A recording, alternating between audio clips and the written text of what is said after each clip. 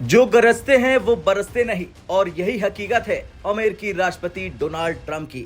Alaska के anchorage शहर में जब ट्रंप और रूस के राष्ट्रपति व्लादिमीर पुतिन की हाई प्रोफाइल मुलाकात हो रही थी तो पूरी दुनिया सांस थामे बैठी थी। उम्मीद की जा रही थी यूक्रेन युद्ध पर कोई ठोस समझौता निकलेगा, लेकिन ऐसा कुछ नहीं हुआ। न युद्ध विराम का ऐलान, न कोई डील। लेकिन इस मीटिंग से असली खबर सिर्फ यूक्रेन युद्ध की नहीं निकली। ठीक 24 घंटे बाद भारत ने रूस से बम्पर कच्चा तेल खरीदा, सस्ता तेल खरीदा, सीधे अमेरिका को जवाब दे दिया। ग्लोबल एनर्जी ट्रैकर केपलर के अनुसार अगस्त के पहले पखवाड़े में भारत का रूसी तेल आयात बढ़कर 2 मिलियन बैरल प्रतिदिन यानी बीपीडी हो गया। जुलाई में ये 1.6 मिलियन बीपीडी था। अगस्त में ये रिकॉर्ड बढ़कर 2 मिलियन बीपीडी पर पहुंच गया। यानी अलास्का में ट्रंप पुतिन की मीटिंग के एक दिन बाद ही भारत ने अपनी तेल डील का वॉल्यूम बढ़ाकर साफ कर दिया। भारत अपने राष्ट्रीय हितों से समझौता नहीं करेगा। अमेरिका भले ही 50% टैरिफ लगाकर भारत पर दबाव डालने की कोशिश कर रहा, लेकिन भारत ने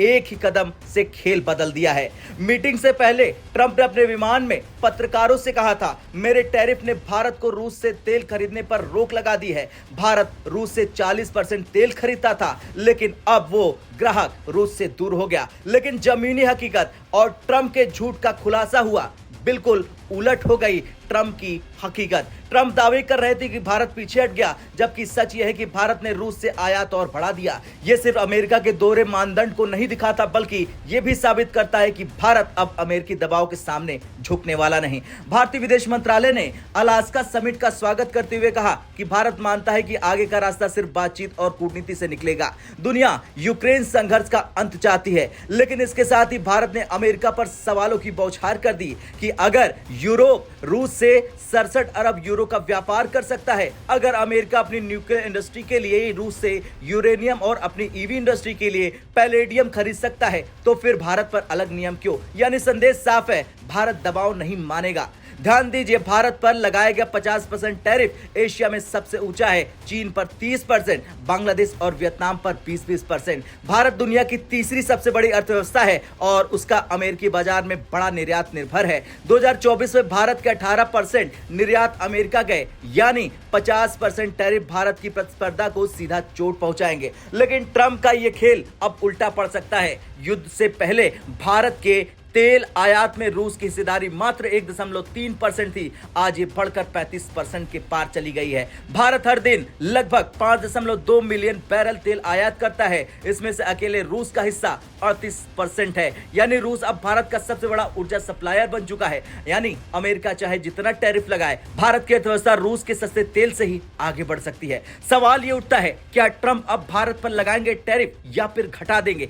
सामरिक मामलों के विशेषज्ञ ब्रह्मचेलानी ने कहा है कि अलास्का समिट के बाद ट्रंप के पास बैक ऑफ करने का रास्ता बचा है। उन्होंने लिखा, ट्रंप शायद सेकेंडरी प्रतिबंधों पर दोबारा विचार करें। भारत पर लगाएगा 25% अतिरिक्त टैरिफ 27 अगस्त से जो लागू होने वाले हैं उसे टाल सकते हैं। ट्रंप ने भी फॉक्स न्यूज में कहा कि अब मुझे 2 से 3 हफ्ते बाद सोचना होगा, अभी इसकी जरूरत नहीं है। यानी संकेत साफ है, भारत की स्थिति मजबूत है, लेकिन सभी एक्सपर्ट एक मत नहीं है। विल्सन सेंटर के माइक कहते हैं कि अलास्का समिट के बाद भारत अमेरिका रिश्तों में और तल्खी आ सकती है। जेएनयू की प्रोफेसर अनुराधा कहती है कि अमेरिकी विदेश नीति दक्षिण एशिया पर साम्राज्यवादी दबाव थोपना चाहती है। भारत अब और सावधान रहेगा। यानी अगर अमेरिका पर भारत दबाव बनाए रखता है तो रिश्ते और बिगड़ सकते हैं, लेकिन अगर ट्रंप पीछे हटते हैं तो ये भारत की कूटनीतिक जीत होगी। खैर, कुल मिलाकर एक कहावत है, अंधेरे के बाद हमेशा उजाला आता है। अलास्का की समिट से भले ही युद्ध विराम का उजाला न निकला हो, लेकिन भारत के लिए एक नया रास्ता जरूर खुल गया है।